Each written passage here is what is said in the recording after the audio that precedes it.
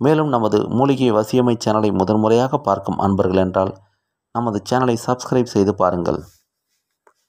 இன்றைய காலகட்டத்தில் மனிதனானவன் பணத்திற்கு அடிமையாக ஆன பிறகு பல விதங்களில் பலரையும் மோசடி செய்து பணம் பெறுவதை வழக்கமாக வைத்திருக்கிறார்கள்.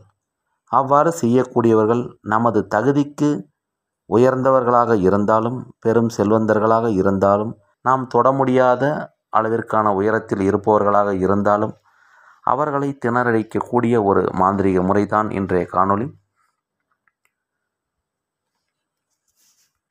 பிறருடைய பணம், பொருளை, தொழில், குடும்பம்,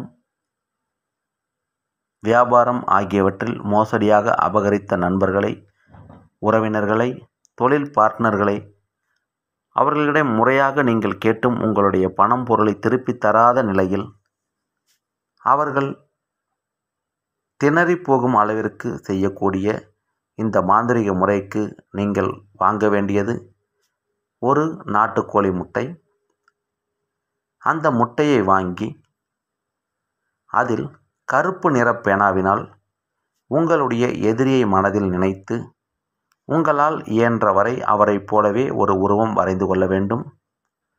அந்த உருவமானது முட்டையின் மேல் பகுதியில் தலை இருக்கும்படியாகவும் கீழ்ப்பகுதியில் கால், வயிறு ஆகியவை வரும்படியாகவும் வரைந்து கொள்ள வேண்டும்.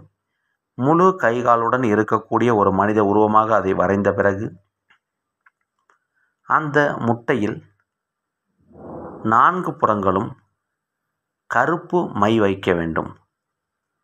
அவ்வாறு கருப்பு மை வைத்த பிறகு அந்த முட்டையை கள்ளிப்பாலில், அதாவது திருகு கள்ளிப்பாலில் நனைத்து வெளியே எடுத்த பிறகு அதை சிவப்பு நிற குங்குமத்தில் முட்டை மூழ்கும் அளவிற்கு மூடி வைக்க வேண்டும்.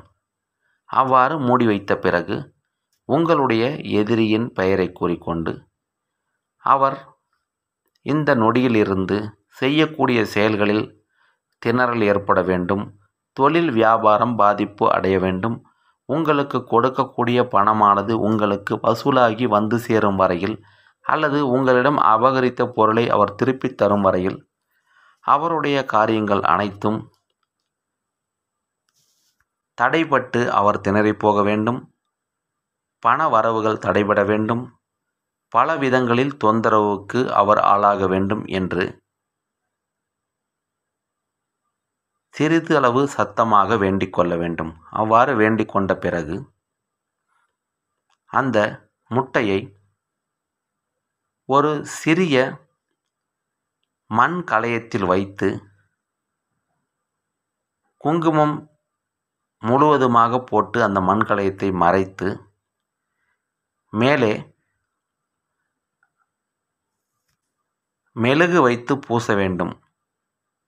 இவ்வாறு பூசிய அந்த சிறிய மண்பானையை எடுத்து சென்று சுடுகாட்டில் இருக்கக்கூடிய வலதுபுற மூலையில் சிறிய அளவிலான, மிக ஆழமான பள்ளம் வேண்டாம், சிறிய அளவிலான குழி தோண்டி அதில் வைத்து மூடிவிட்டு, குழி வேறு யாருக்கும் தெரியாதபடி நன்றாக மூடிவிட்டு அதன் மீது சிறிதளவு மயானத்தில் இருக்கக்கூடிய சாம்பலை தூவிவிட்டு திரும்பி பார்க்காமல் வந்துவிடுங்கள். இவ்வாறு வந்த பிறகு உங்களுக்கு தொந்தரவு கொடுத்த எதிரியானவர் பலவிதமான இன்னல்களையும் பாதிப்புகளையும் அடைவார். உங்களுக்கு வரவேண்டிய பணம் வசூலாகி வந்துவிட்டால் நீங்கள் முட்டை புதைத்த இடத்தில் உள்ள முட்டையை நீங்கள்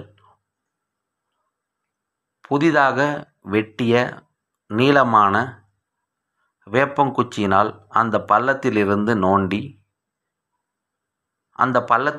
தோண்டி வெளியே எடுத்து வீசிவிட வேண்டும். நீங்கள் இந்த முட்டையை புதைத்த 21 நாட்களிலிருந்து உங்களுடைய எதிரிக்கு மிக அதிகமான தொந்தரவுகள் ஏற்படும். எனவே நீங்கள் கொஞ்ச காலம் பொறுமையுடன் காத்திருக்கும் பொழுது உங்களுடைய செயல்கள் அனைத்தும் கண்டிப்பாக நடக்கும். எனவே பொறுமையாக இருந்து இதை செய்து பாருங்கள். அவர் பணம் கொடுக்கும் வரை அவருக்கான தொந்தரவு குறையாது. உங்களுக்கு வரவேண்டிய தொகையோ பொருளோ வந்து சேர்ந்த பிறகு நீங்கள் இதை கண்டிப்பாக மயானத்திலிருந்து எடுத்துவிட வேண்டும். இவ்வாறு செய்ய வேண்டும் என்று நினைக்கக்கூடிய அன்பர்கள் மயானத்தில் செய்யும் பொழுது செய்ய வேண்டிய ஒரு முக்கியமான கிரியை உள்ளது. அதை தேவைப்படும் அன்பர்கள் நமக்கு வாட்ஸ்அப்பில் மெசேஜ் மூலமாக கேட்கும் பொழுது தெரியப்படுத்துகிறோம்.